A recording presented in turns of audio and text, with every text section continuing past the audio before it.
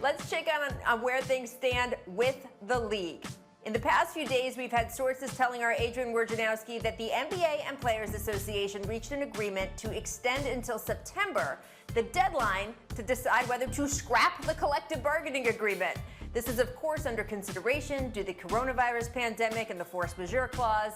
There was also a conference call with Adam Silver and the Players Association in the last few days where Silver laid out some very tough realities for the league and its finances. So, Brian, why is this altogether so critical? Yeah, Rachel, the thing about this is there's two battles that the NBA has to fight here. Obviously, the most important one is with the virus, but there's no way that the NBA is going to be able to resume operations without a change structure with its league. Let me be very simple here. Right now, they are planning on making $8 next year, and the players are promised $4 of those dollars. I'm actually talking in billions, but let's keep it simple. If we don't get the $8, okay, and we only get the $6 or $5, what about the $4 that the NBA contracts call for? That's essentially the problem that they're going to have to tackle, and that is one of the reasons why Adam Silver has been working alongside the Players Association every single day here, including that call that he had on Friday, because he knows if as a country we get to the point where we can get past the virus enough to play basketball again, we need a money deal with the players to actually do so.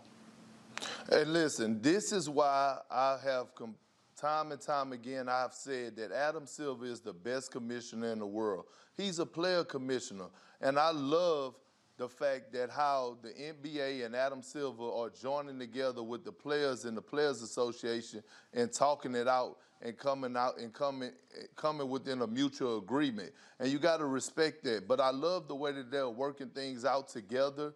And now I feel even more optimistic about the season resuming. I think, like I always said, the NBA is in great hands when dealing with Adam Silver.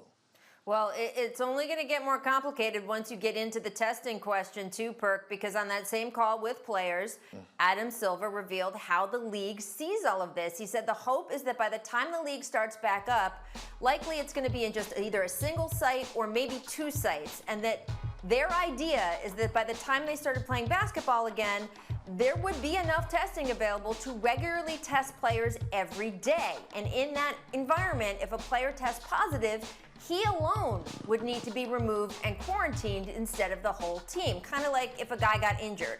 Silver mentioned maybe they'd take a quick 2-day break for additional testing of everyone, but the entire league would not need to shut down for a month because in this scenario, there would be enough testing and other protocols would help stem any sort of rampant spreading. Now, you're seeing UFC on your screen because we saw a version of this just this last weekend. UFC had a fighter test positive prior to the event. They simply just removed him on the card instead of stopping the whole event. Perk, would you be comfortable with that kind of scenario in the NBA? Absolutely, Rachel. And listen, I'm going to take it a step further. When you think about the NBA and you think about the guys in the NBA, the players, think about this. C.J. McCollum brought up a great point about 3 weeks ago. He said that a lot of NBA guys are living check to check, and he's absolutely right. Every NBA player is not a LeBron James, a Kevin Durant, or Russell Westbrook, or Anthony Davis, where they're making extra or hundreds of millions of dollars outside of basketball. So at the end of the day, although it's entertainment to the outside world, this is still our jobs as NBA players. This is how we provide for our family. This is how we put food on the table. So a lot of guys rely on these checks. And me personally, if I was still playing, I was a 14-year role player. So every dollar was accounted for. And when you think about it, shoot, I mean, in taxes, we pay almost 46, 47% in taxes, and then they take another 10% in escrow. So at the end of the day, this is our job. And so, you know, guys have to get back to work to be able to get income and provide for our families. We're no different than the rest.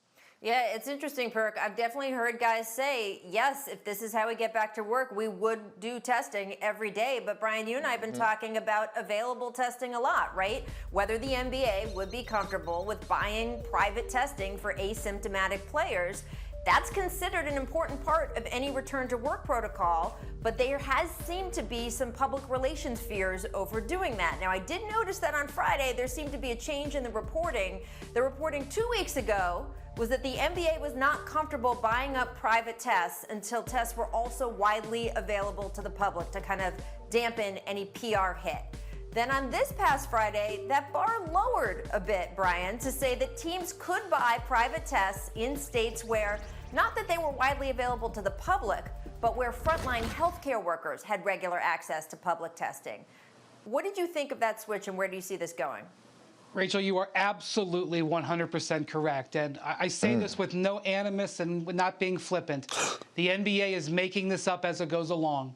It's unprecedented. We don't know. What this is really going to come down to is risk tolerance. How much risk are you willing to take? The UFC fighters and the UFC commissioner, they run a more risky sport. You see their risk tolerance is very high. They've already demonstrated that. The NFL, the risk tolerance and the nature of the sport is a little bit higher. The NBA's risk tolerance as a league is lower. So where is the players' comfort level? Where is Adam Silver's comfort level, not only with the health, but also with the public perception? That is going to be maybe one of the most important questions, and I don't know if anybody has a solid answer right now. Mark Cuban was asked about this the other day as well. He said that he sees an environment where there is wide testing available, and that would be the key to the NBA return. There's been testimony to Congress in the last week from an epidemiologist at Johns Hopkins saying the current testing in public sphere is not yet where it needs to be. So watching that collision course and seeing if those two things can line up is going to be so important for the NBA in the coming weeks. Thanks for watching ESPN on YouTube. For live streaming sports and premium content, subscribe to ESPN+.